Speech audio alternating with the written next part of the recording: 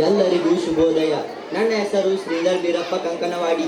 ನಾನು 8ನೇ ತರಗತಿಯಲ್ಲಿ ಓದುತ್ತಿದ್ದೇನೆ. ನಾನು ಇಂದು ರೈತನ ಸಂಕಷ್ಟದ ಬಗ್ಗೆ ಮಾತನಾಡಲು ಬಯಸುತ್ತಿದ್ದೇನೆ.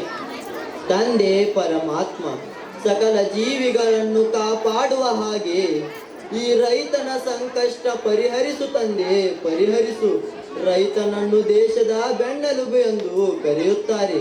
ರೈತನು ರಾತ್ರಿ ಹಗಲು ದುಡಿದರೂ ನೆಮ್ಮದಿ ಇಲ್ಲ. ತಾನು ಬೆಳೆದ ಬೆಳೆಗೆ ನಿರ್ದಿಷ್ಟ ಬೆಲೆ ಸಿಗದೆ ಕಣ್ಣೀರು ಸುರಿಸುವ ಪರಿಸ್ಥಿತಿ ಬಂದಿದೆ. ಎಷ್ಟೋ ರೈತರು ಆತ್ಮಹತ್ಯೆ ಮಾಡಿಕೊಂಡು ಸಾಯುತ್ತಿದ್ದಾರೆ. ಹೇಗೋ ಜೀವನ ಸಾಗಿಸಬೇಕೆಂದು ಹೊಲ ಬಿತ್ತನೆ ಮಾಡಿ ಬೆಳೆ ಕೈಗೆ ಸಿಗುತ್ತೆ ಎಂದು ಕನಸು ಕಾಣುವಾಗ ಪ್ರವಾಹ ಬಂದು ಬೆಳೆ ಕೊಚ್ಚಿ ಹೋಗುತ್ತೆ.